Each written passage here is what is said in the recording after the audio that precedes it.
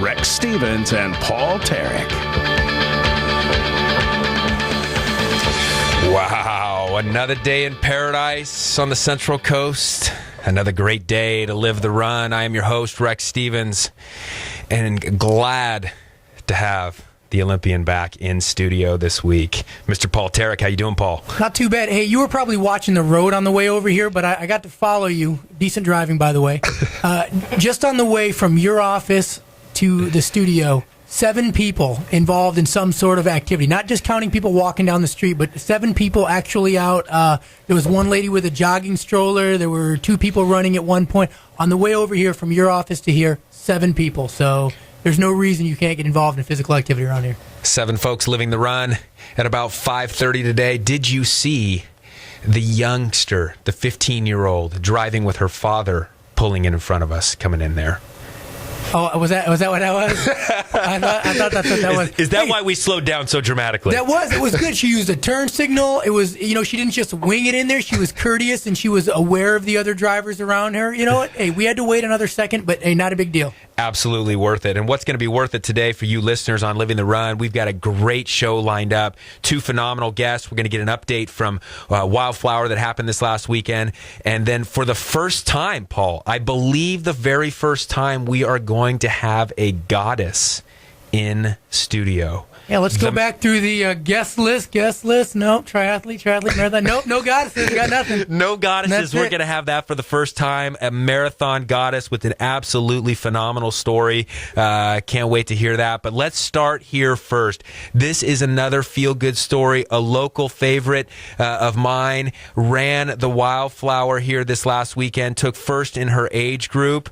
Top 10 women overall in the Olympic course. Let's just go back over that Olympic course just to kind of make Paul sweat for a second.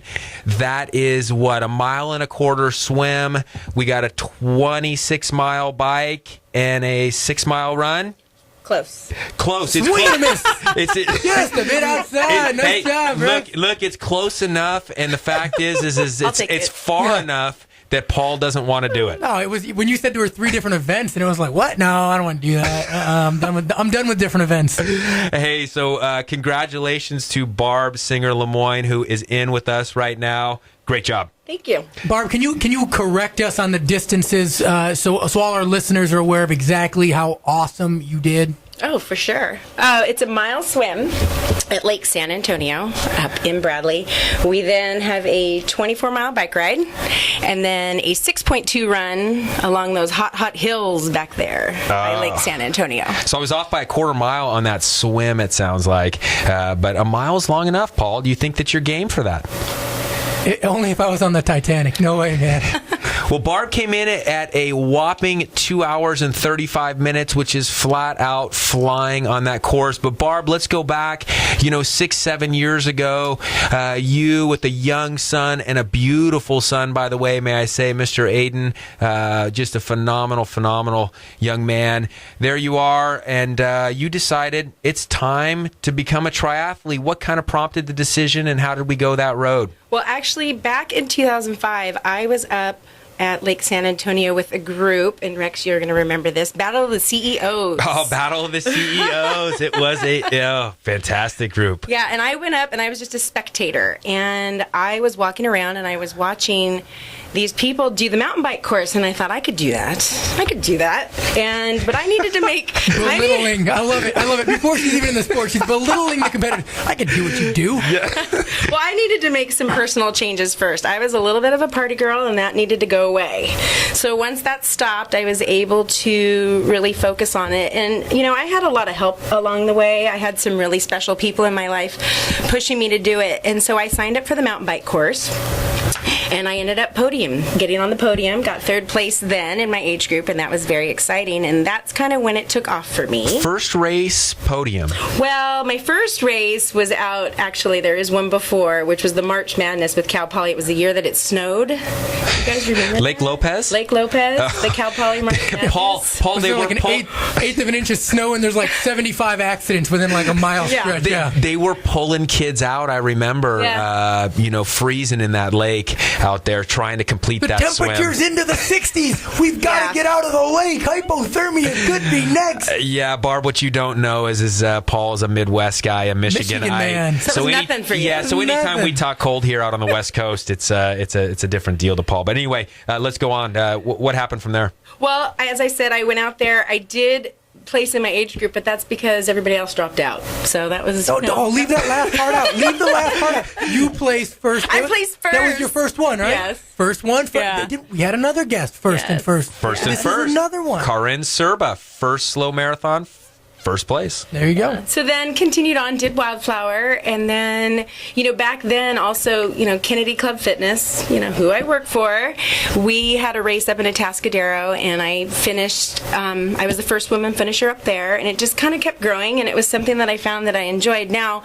during the race, I always go through the same thing. I hate it, don't want to do it. When is it over? Is it when you finish first that you start to enjoy it? It's like, I don't like this at all. Hey, you were first. Oh, I wasn't that bad. Yeah. But, over the years, I guess it's just kind of grown on me. And so I continued on. And then in 2007, I thought, okay, I'll go back with the Battle of the CEOs. And Rex was there and his lovely wife, Molly. And I did the Olympic course, and the wheels fell off the bus. Oh, man. It was not good. It was not pretty. I muscled my way through it.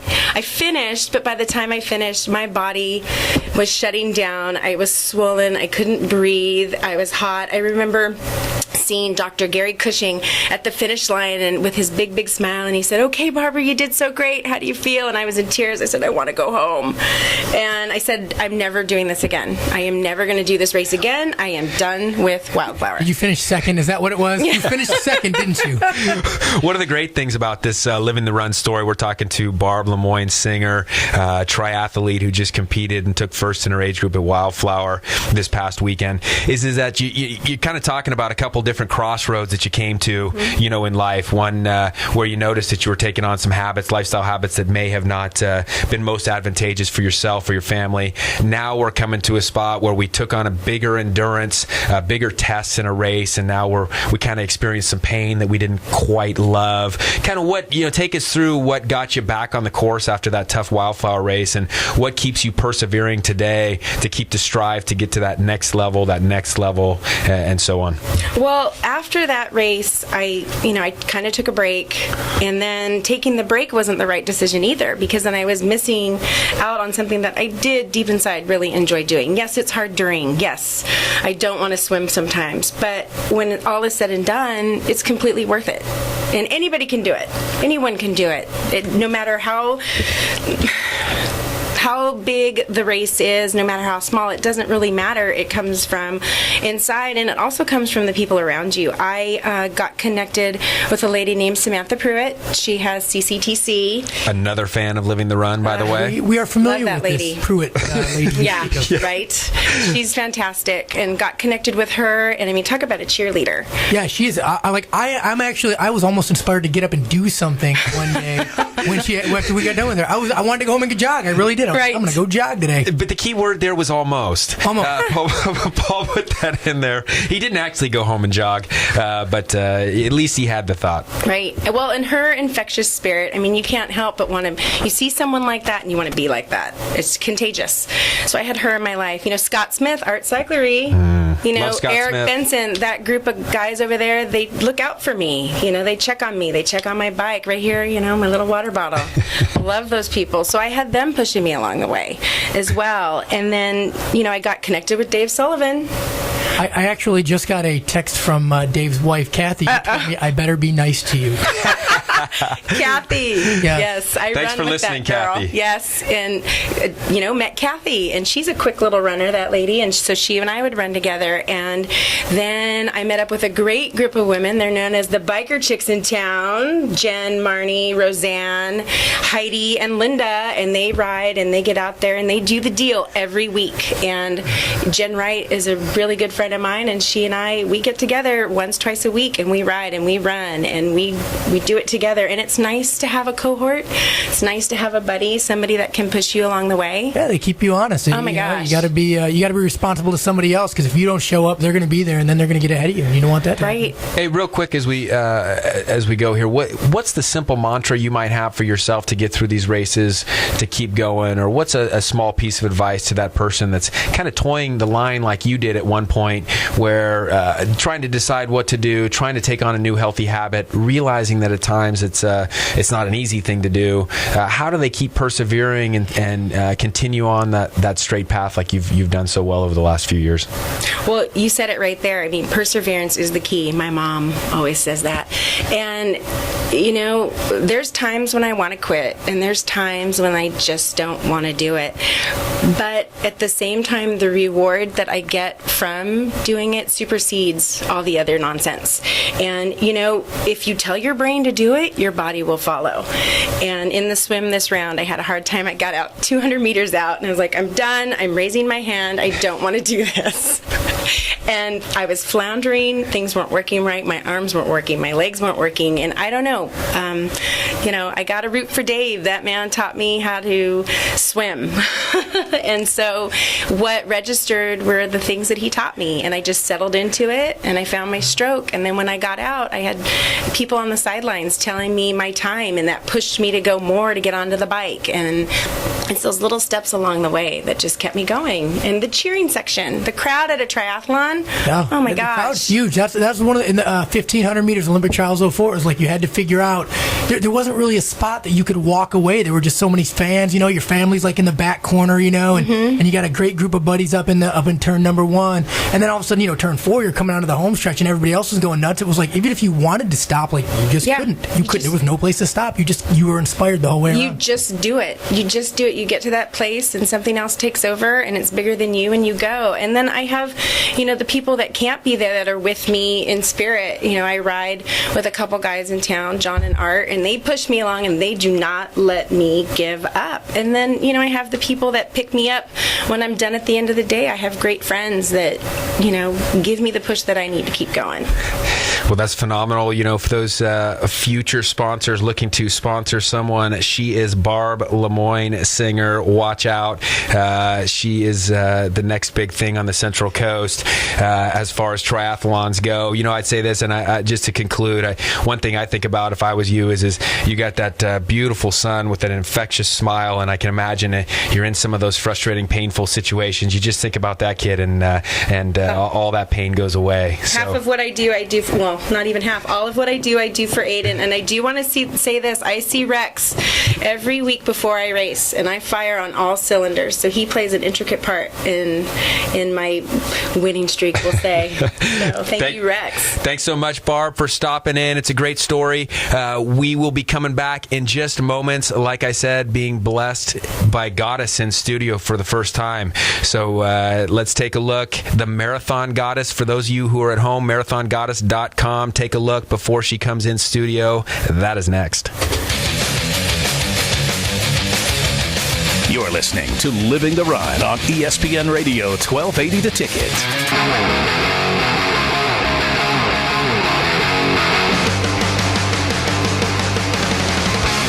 We're back with Living the Run. Welcome back to Living the Run.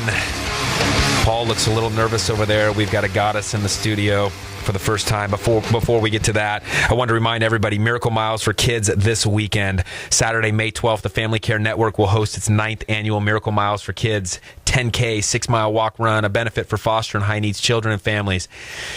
The race runs along the water's edge from Morro Rock and Morro Bay to the Cayucas Pier, one of the most beautiful stretches of beach in California. This unique all-sand race will begin at 8:30 a.m. this Saturday, May 12th, with the post-race party running from 9 a.m. to noon at the Cayucas Vets Hall. Last year's event attracted over 2,400 participants, vendors, and volunteers. Guys, we had them on last week. This is a great event. If you haven't signed up or you haven't decided what to do, May 12th, show up at this event. It is tremendous. We are jazzed to be in studio right now with Julie Weiss, known as the Marathon Goddess. You can find her on marathongoddess.com. She has an absolutely remarkable story, but let me just give you a little bit of what she's doing. She is trying to run 52 marathons in 52 weeks this year in an effort to raise money for pancreatic cancer. A story I will let her tell that started with her own father just a short time ago. So, gosh darn it, Julie, wonderful to have you in studio. Thanks for coming. Thank you so much, Rex, for having me here. It's a pleasure to be here. Absolutely. So tell us just a brief bit about how this thing got going, your story with your father, et cetera, and how did we get to choosing running and 52 marathons, 52 weeks? Well, my father, he was diagnosed with pancreatic cancer in November of 2010, and 2010, and then he passed away 30 days later, and he was my biggest fan. He just totally enjoyed my running. He would come out to my marathons. He was so proud, and he loved to see me run. So after he passed away and I found more about pancreatic cancer, I was just so devastated, and I didn't like what I found about this disease. So I knew that there was something that I could do through my running to help raise money for this cause. And so I'm going big. I thought, I love running marathons. Why not run 52 of them? I've heard of people doing that. So, why not me?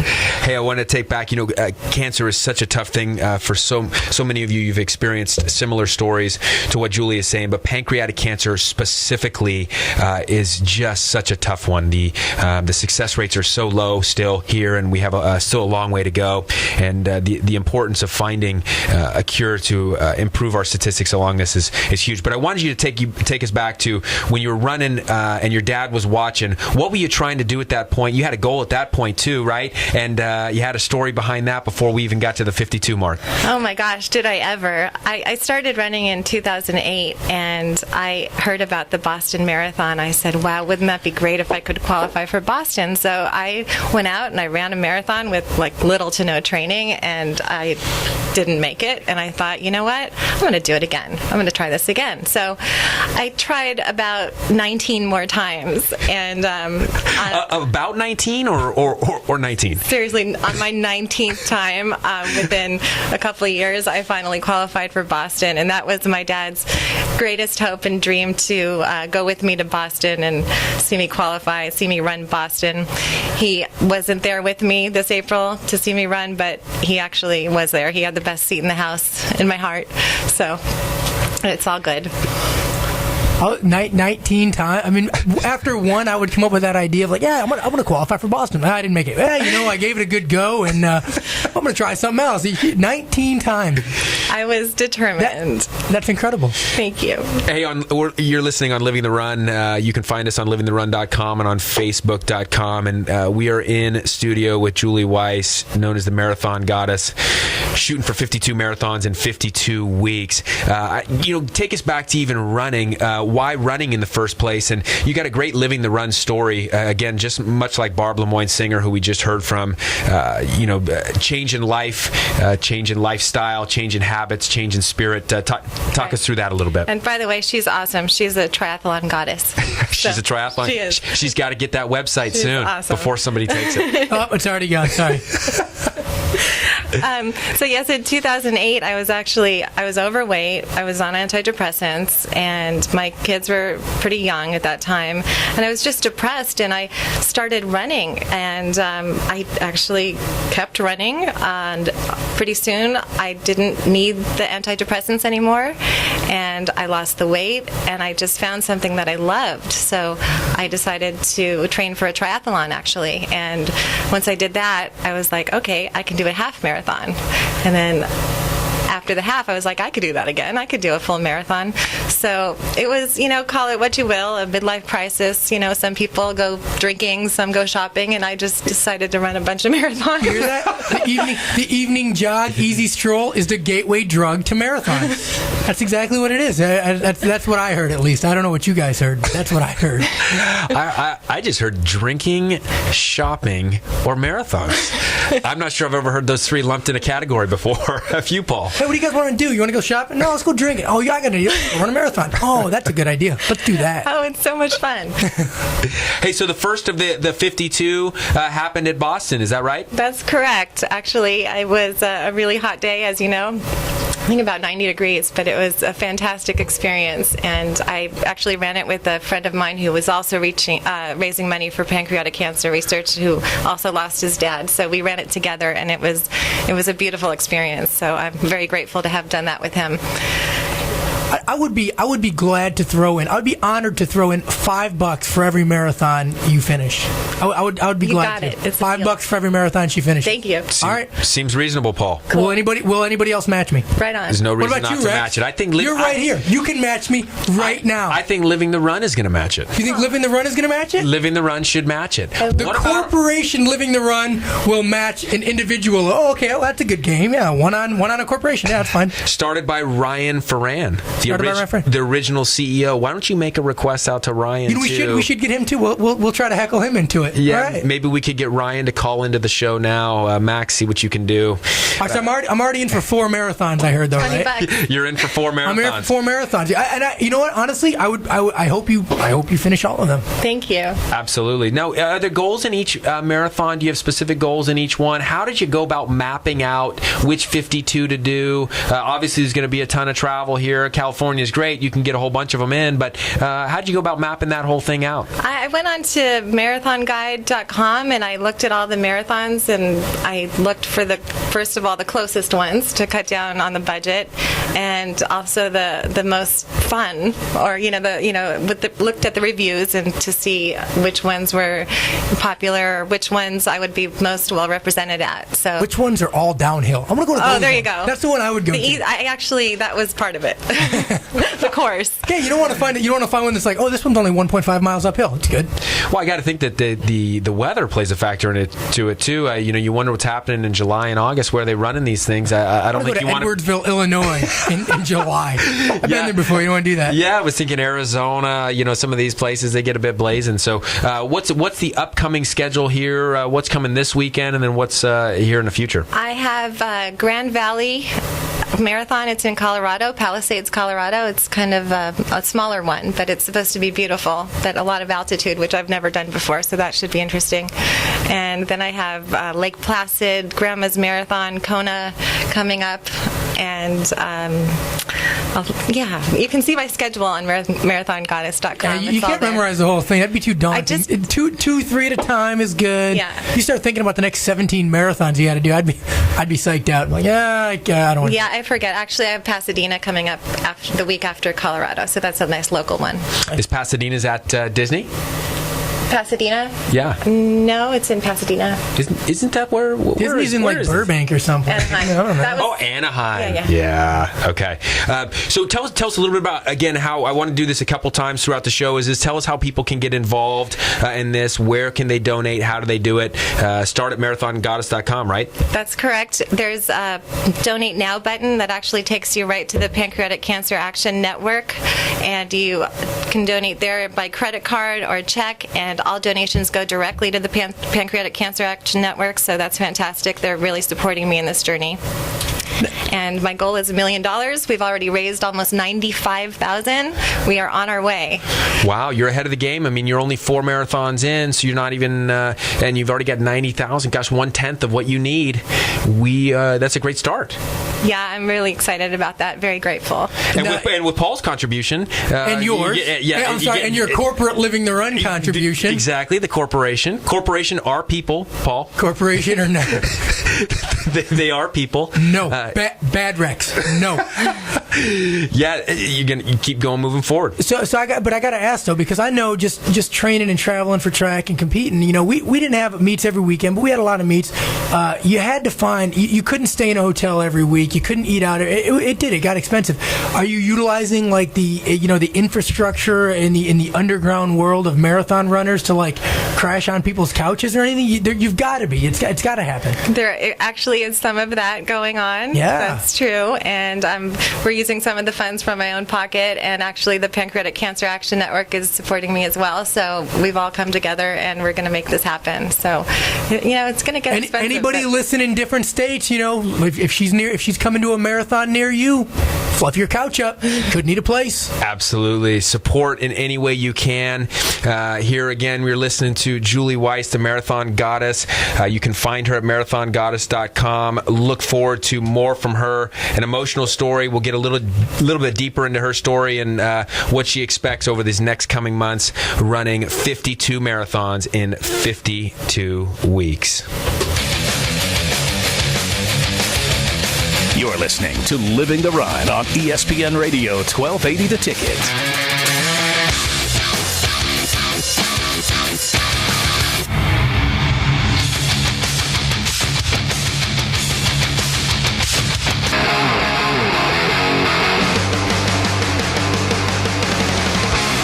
We're back with Living the Ride. During the break, you missed it. Paul got all red in the face when the goddess told him that she liked his voice. We are in studio. We are in studio with Julie Weiss, the Marathon Goddess, trying to do 52 marathons in 52 weeks. You can find her on marathongoddess.com. Make your donations there for pancreatic cancer. We got a goal of $1 million. Living the Run.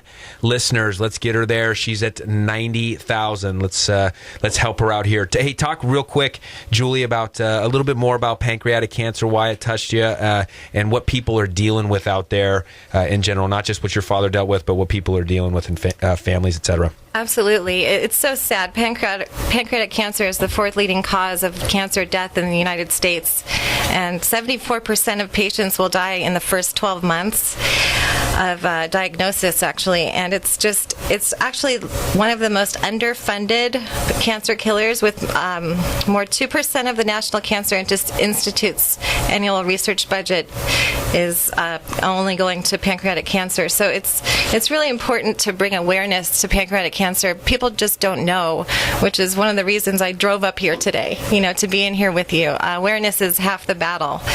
So it's just one of the lowest funded. So I knew this is what I have to do, make a dent and change the course of this awful disease that took the life of my father.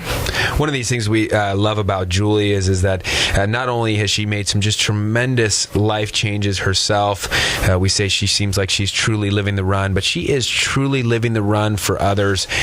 She is trying to raise money here for those suffering with pancreatic cancer and those who may in the future. But she's also inspiring other runners.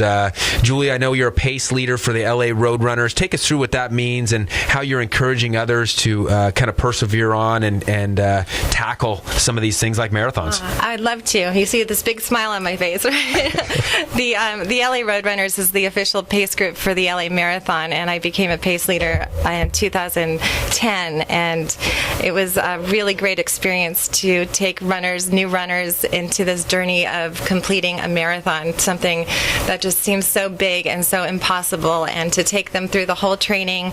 We meet every Saturday, and we make friends, we sing, we run, we inspire each other, and this was new for me, and I had no idea that this was actually my calling. But when I became a pace leader, it was just unbelievable. My spirit just came out. People told me how inspiring I was. I'm like, I am. And so it was just an incredible journey, not just the marathon, but the whole journey leading up to the marathon. So. Now, do you pace set for the whole race form or just part of the race? So how does that work? There are pace groups, and we pace the 10-minute group, which is actually comes out to a 4:22 marathon. So we go on training runs, and we start slow, and then we slowly get faster, add speed work, and we get them there. You're like not only a goddess, but a human metronome. What do you want? You want 422? Right here. Just stay right here. I always thought those things were fantastic. We'll talk about the slow marathon here. You participated in the slow marathon a couple weeks ago, and that was the first time I had kind of participated in an event like that, and I saw those pace runners. They're walking around with their signs, 3 hours, 3:10, 3:20. Looking for somebody. And I thought the same thing. I mean, they're human metronomes, Paul. I mean, it's absolutely stunning. People can know that pace that well over 26 miles. Hey, we just need to stride like this. If we stride like this, I'll get you there in this amount of time. Phenomenal stuff. You ever mess with somebody and tell them like, yeah, I'm going to run a, like 4:30, and then you pace them to like a 3:30 marathon just for like fun? You're like, I do actually. Like for a mile, I was running too fast, and they're like, Julie, slow down. I'm like, well, I thought you wanted to run a 3:30, but just for a mile. Hey, you've done a ton of marathons now. You had the 19 leading up to try and qualify for Boston. Now you've got the 4 under your belt, trying to get to 52 in 52 weeks. Again, we're talking to